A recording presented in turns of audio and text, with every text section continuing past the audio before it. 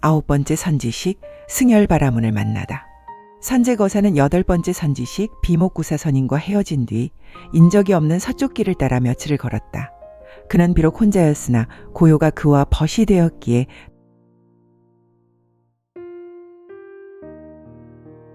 더 이상 외로움은 없었다. 그러다 어느 골짜기를 벗어나자마자 작은 마을에 이르게 되었다. 그 마을은 아침 햇살이 풀잎 끝에 맺혀 막 씻겨 나온 세상과 같이 은빛으로 채색된 맑은 풍경이었다. 선제거사는 그 풍경을 바라보는 순간 발걸음을 멈추었다. 낯선 길 끝에서 오래된 기억이 되살아났다. 처음 오는 곳이었다.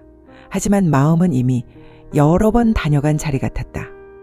마을의 입구에는 수천 년의 세월을 묵묵히 견뎌낸 오래된 느티나무 한 그루가 굵은 가지를 사방으로 펼치고 굳건하고 당당하게 서 있었다. 그리고 그 아래엔 낡은 나무 평상 위에 한 사내가 아이들 틈에 섞여 앉아 있었다.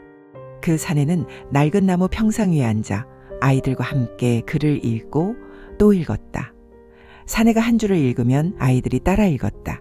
그러다가 재미있는 대목이 나오면 모두가 깔깔거리며 웃음을 터뜨렸다.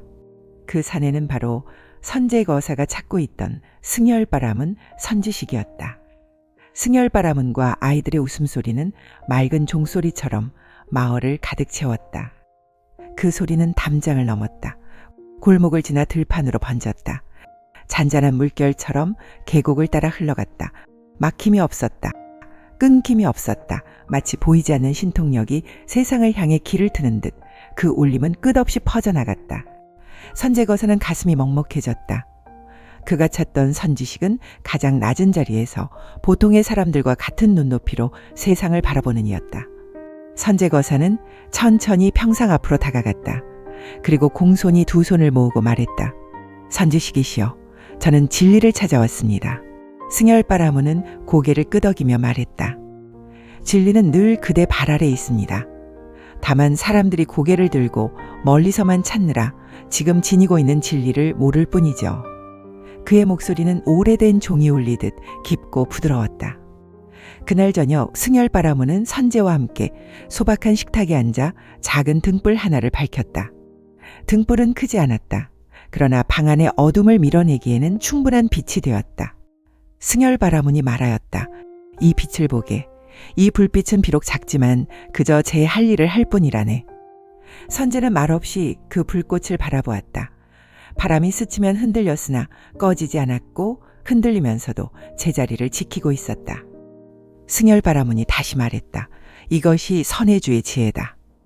선제는 고개를 들었다. 선해주라는 말이 가슴에 맑은 물처럼 스며들었다. 승열바라문은 천천히 설명했다. 지혜란 세상을 이기는 힘이 아니다. 지혜란 옳고 그름으로 남음을 재단하는 칼도 아니다. 지혜란 분별을 줄이고 집착을 덜어내어 있는 그대로를 밝히는 맑은 눈이다. 많이 아는 것이 지혜가 아니며 많은 말을 하는 것이 지혜도 아니다. 마음이 고요해질수록 사물은 스스로 제 모습을 드러낸다.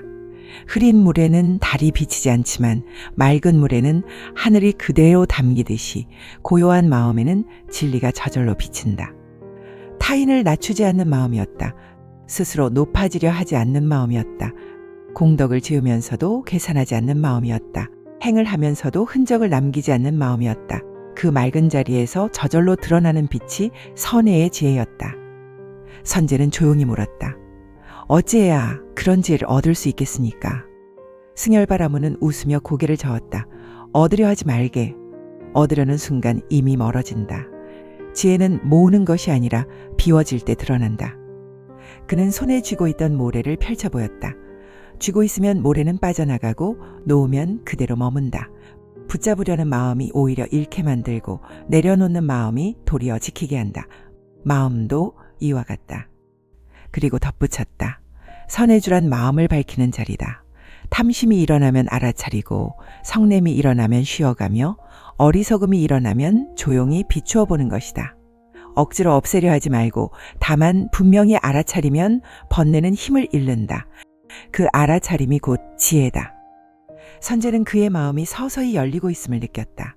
그동안 그는 더 많은 공덕을 쌓고 더 높은 경지에 오르려 애써왔다. 그리고 앞으로 나아가야만 수행이라고 믿었다. 그러나 승열바라문의 말은 거꾸로 물러서라고 말하는 듯하였다. 곧 비우고 낮추고 멈추라고 일러주고 있었다. 그날 밤 선재는 마루에 누워 오래도록 잠들지 못했다. 달빛은 처마 끝에 걸려 있었고 벌레 소리가 잔잔하게 이어졌다. 그는 스스로에게 물었다. 나는 무엇이 되려 했던가? 더 나은 보살, 더 큰 수행자, 더 밝은 존재가 되려 애쓰지 않았던가?